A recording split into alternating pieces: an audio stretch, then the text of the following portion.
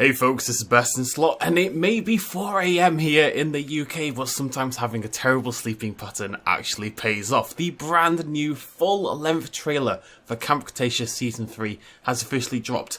It's in Japanese. I think tomorrow, even by the time you see this video at home, we may well have an English language version, but 99% of the trailer really can be torn apart and analysed, even with the Japanese language. Plus, it's a nice little twist. Top 10 anime betrayals, all that kind of jazz. So what we're going to do here is we're going to go through the trailer bit by bit, react to it, comment on it, break it down, analyse what's going on, and see how that might tie in with what we already know about Season 3 of Camp Cretaceous. If you haven't seen the trailer, you can check it out on my channel. I already uploaded it a little bit ago. So let's get started, and I will try not to fall asleep.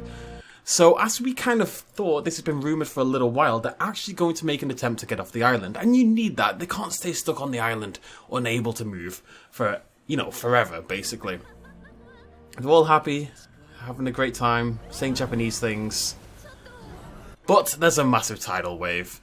Their escape plans are not going to go well. Just as a general side note, can we see Bumpy on here anywhere? Has Bumpy been left behind? I think Bumpy has been left behind. Actually, Bumpy does not appear anywhere in this trailer. Now that I can think, oh, Bumpy would be way too big. I was still thinking about baby Bumpy. Their little flag flies away. Tidal wave rocks in, and let's assume they wash up on the shore and obviously have to come up with a new plan to escape. So, then we go into the Brachiosaurus. We, of course, saw that image just a little bit earlier today of the girls surrounding a baby Brachiosaurus. So it seems the dinosaur is going to play a larger role of some description in Season 3 going forward. They are beautiful. I'm really hoping they're not using this as an opportunity to bond us even more with the particular dinosaur from Jurassic Park that happened to die in Fallen Kingdom. So it's one of those circumstances I wish I spoke Japanese. So clearly they've washed up, they're depressed, they're dejected, things are going very badly for our gang. Now, they're marking something off here, right? I think these are probably escape plans. You can see here, this is a helicopter and it's burning. Now, that's interesting. Did a helicopter come by at some point? Is this going to tie in? Little theory. Will this tie in with the Dimorphodons later on in the film? You know, they're going to get rescued, they're going to get in a helicopter, Dimorphodon attacks, takes down the helicopter in a very Jurassic World sort of way. It's just very interesting that the helicopter is, on fire, which seems quite pessimistic. We can see a few of the other plans here, although I can't make it much of it out. I think that's a gyrosphere there, again on fire. That's definitely a gyrosphere as well. You can see actually here Dimorphodons in the sky, or pterosaurs of some description, and people running away. So it seems they're going through a bunch of different plans, theorising ways to escape from the island. Now this is worth pointing out as well, none of them have had a haircut. You can see Darius's hair is beginning to sort of puff up into a little bit of an afro. Brooklyn's hair is looking scraggly and long. Even Brooklyn is a little bit... Did I just call her Brooklyn? Sorry, Yasmina. Yasmina's hair is a little long and scraggly. Even Brooklyn is looking a little out of place. Darius is looking... yeah, it's looking good. So, very cool little Easter egg. Well, not really an Easter egg, it's like right there, but very cool here. They're going to go back, it seems, to the old visitor centre. Now, are they going to stumble upon this, or are they going to search it out? Maybe kind of in the same vein as last time. They're going to go here looking for radio devices. Maybe there's an old control panel, an old command centre, back from, well, where we saw Dennis Nedry and Ray Arnold and the like running Jurassic Park. Maybe there's still something they could do here to call for help or radio into the mainland. That makes a lot of sense, and it's going to be awesome to see this place again on the big screen. Or the little screen, as the case may be. Right, this right here, let me just break down my shadows a little bit. There we go, that'll do. This is one of the new dinosaurs for Season 3. I actually talked about this fairly recently. We actually had a toy kind of reveal that this was on the way. This is a mid-sized theropod called a Monolofosaurus that is well known for having this distinctive sort of crest towards the front of the snout right here that we can see. So I theorized that E750 was basically going to be the Indominus Rex of Season 1 or the T-Rex of Season 2. E750 was going to be that of Season 3, the big antagonistic dinosaur. But each season has also always had smaller dinosaurs that kind of, they need to be chased down corridors and have spooky shadows and stuff like that. And it seems Monolofosaurus, along with someone else, we'll get to that in a little bit, may well be that dinosaur.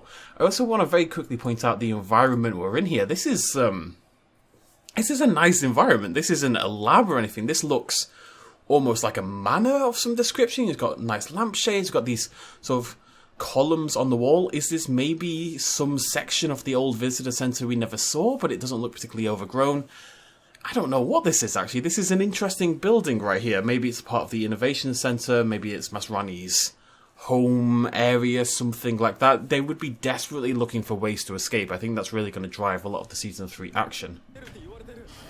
There it is, looking very cool. Yeah, look at this. These huge hallways. It's all very nice and put together. That makes you think it's still Jurassic World and not, you know, the old visitor centre sort of area. Either way, there's a Monolofosaurus. Kenji has a little bit of facial fuzz going on and very, very long hair. And we actually got our first proper look at Ben very briefly there. Still rocking his Rambo outfit, but a little bit more torn up and scraggly than it was. There's a toy reveal for Ben as well, showing him with a massive sort of shield he'd constructed out of sort of wood and sticks and stuff like that. So maybe that'll make an appearance. Kenji. Okay, so they're entering some summer building here. Deep cutting analysis right there, right? They're entering a building. I don't have anything to add, but they're sneaking around this building. This is actually going to tie in. This is the lab. For some, not the lab, but the underground, the basement. You know where they ended up? You know that sort of the tunnel system that goes under Isla Nublar? They used it quite a lot in the last 2 seasons. It's also where we saw E750 sort of get released out towards the end of Season 2. You can tell it by these sort of large tubes going down the side here. So for some reason, Brooklyn and Sammy decide to come back here. They find the sign for E750. I suspect this is the door to the E750 lab. It's been knocked off the hinges, knocked onto the ground. E750's clawed it a little bit. And now they know E750 has escaped. Brooklyn is spooked by the screen. Although, not sure about this, but this to me kind of looks, if you think back to Season 1, Brooklyn was sneaking around Wu's lab. She was doing research on the dinosaurs, or like trying to steal away from some information, you know, get an exclusive for the Brooklanders. And she came into Wu's lab, sat down on a chair, opened up the monitor, and it was very, very reminiscent of what we're seeing here. I actually think there was a whiteboard in the background, just like this. So I suspect what's going on here is Brooklyn is, maybe this is after they find out E750's escaped, because they're downstairs, right? They're in the basement, the sub-basement. Brooklyn decides to come back up, and they're going to look into what E750 actually is, what the meaning behind it is, and how maybe that ties in with Wu and Manta, and how all of those threads kind of coalesce to make E750. Yeah, it is. Okay. I mean, that basically confirms it. There she is. She's sitting on the laptop. And probably researching E750. So it seems that she's actually... at first I thought this was like a webcam somehow, which is very stupid. This is Wu doing like a video log. We can see that same whiteboard I should say, there in the background with the same indentations. This is the exact same one we saw in Season 1. I recognise this sort of genetic coding here on the left-hand side. Wu's talking all about E750 there, obviously not loving the information. I'm sure he's saying something pretty terrifying.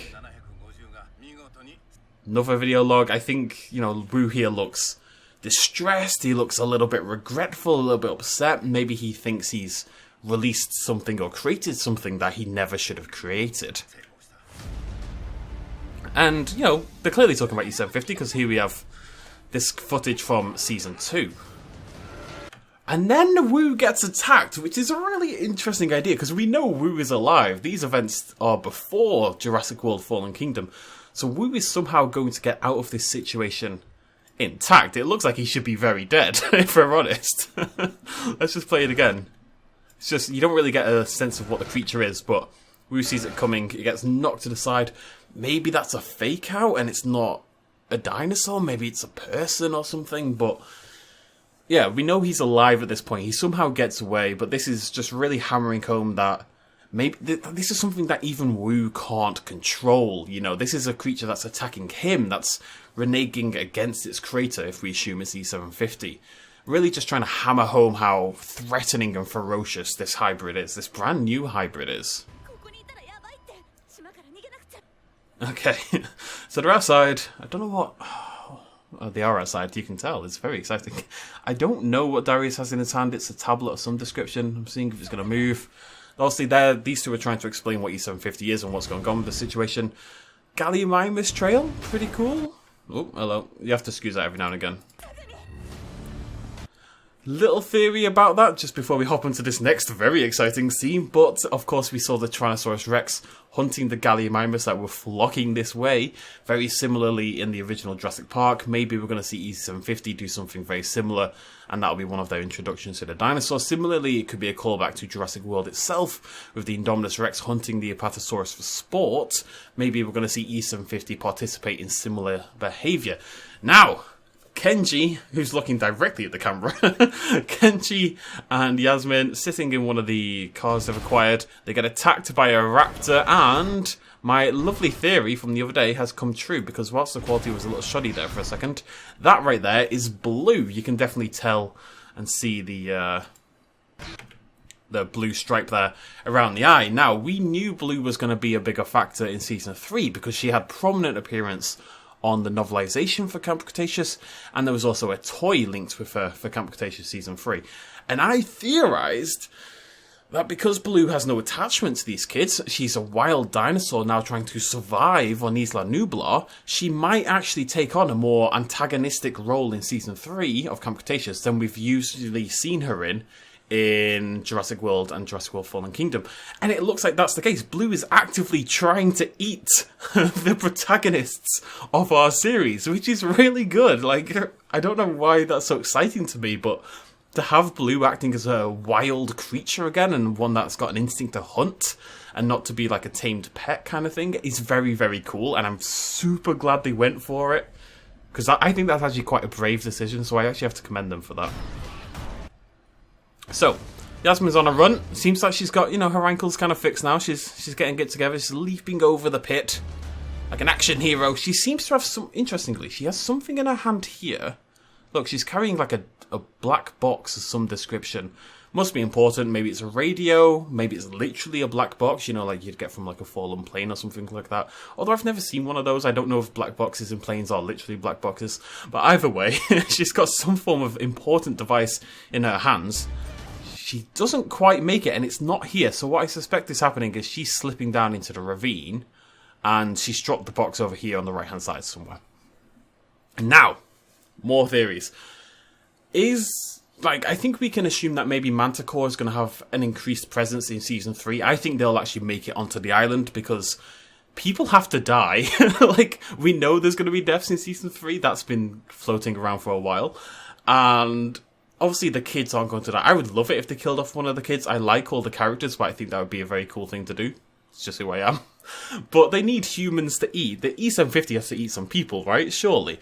So I suspect we'll get some agents from Manta on the island.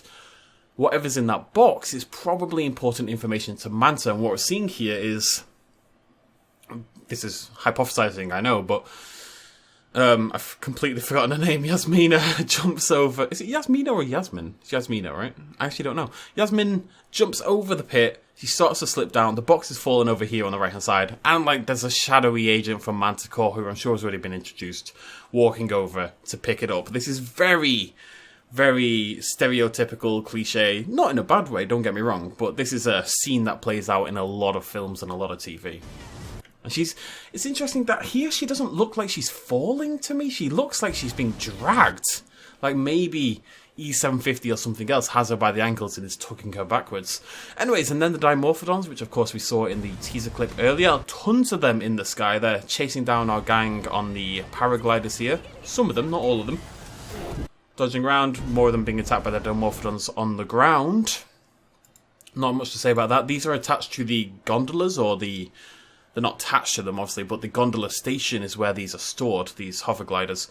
And that's really exciting, because the gondolas have been largely talked about in Jurassic World, but never actually seen. They were over on a different part of the island, so they actually say at some point in this clip to get to the gondolas, so it'll be cool to see those in action as well. And that's a really good thing that Camp Cretaceous can do. It can expand the knowledge and our lore of the island in a really organic sort of way, because it makes sense for these kids to explore this huge area to find resources and help and stuff like that. And then we get our introduction to E750, and it's pretty freaking cool. So it is storming, it is raining. E750 has probably, you know, we saw that clip in the teaser trailer where it sees that tree burning down. This might have already occurred at this point. I suspect this is maybe the first introduction we get to the dinosaur in the series. Anyways, they're back at base camp. All the kids are worried. We hear this terrifying call. I just want to play that again.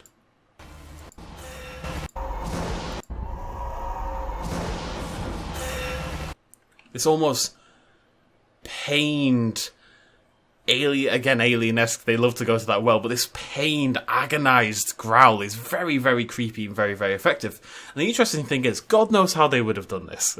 In reality, they're very resourceful children, but we can see that there is an electric fence up around the base camp. Now that's interesting, because does this mean they've already met E750, or what I suspect happens is, so the storm happens, blah, blah, blah, they go, they do the research. Obviously, Brooklyn, etc. saw the information on E750 on Wu's computer, saw them get attacked, and maybe then they decided to defend themselves, and then they've hunkered down, waiting for this attack they know is going to happen. But the fence isn't doing very well. Maybe that heavy weather is having a negative effect. It seems to be falling away a little bit. We're preparing. Sammy has a shovel. E750 bashing up against the fence there. Kids are freaking out.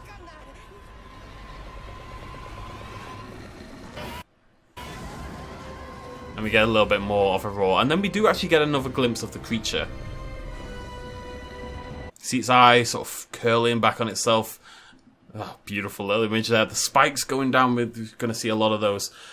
And we can see its colour. Now, some people theorise that this dinosaur was actually brown because it was brown in the teaser trailer. I do think that's just because it was looking up at the flaming tree. I do think it is black in colour, as the toy reveals have kind of shown since then. And there you go. Netflix, 5/21, 21st of May, next month. April, May, yeah? Yeah. Yeah, I mean, the dinosaur looks great. Some people think it's a little similar to the Indoraptor, and I can totally see that. But it's thicker and more of a Nabellasaurid. And I think that makes it quite unique amongst the hybrids. And it also doesn't have an overly hybrid body shape, which I appreciate as well. Where were we? I just want to go back over here, because there's a interesting way this shot here is framed. Also this one.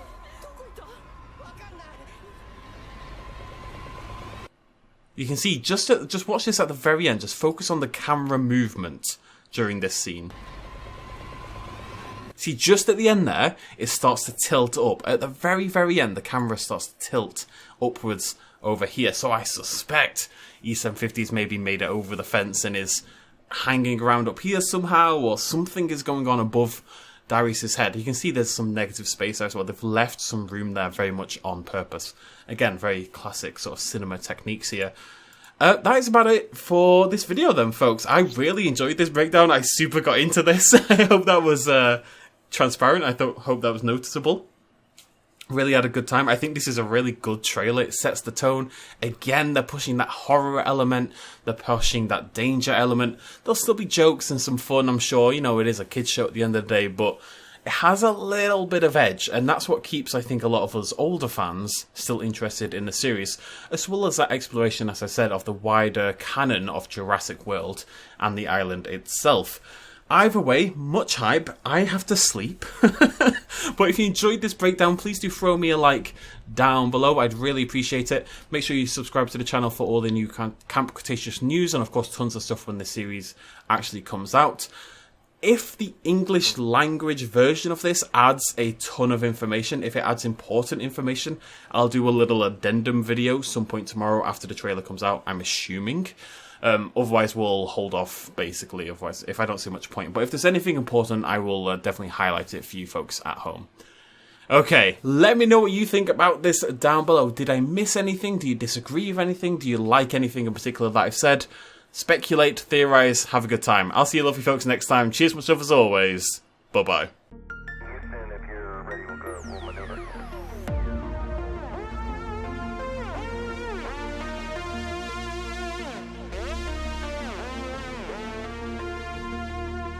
Reaching out.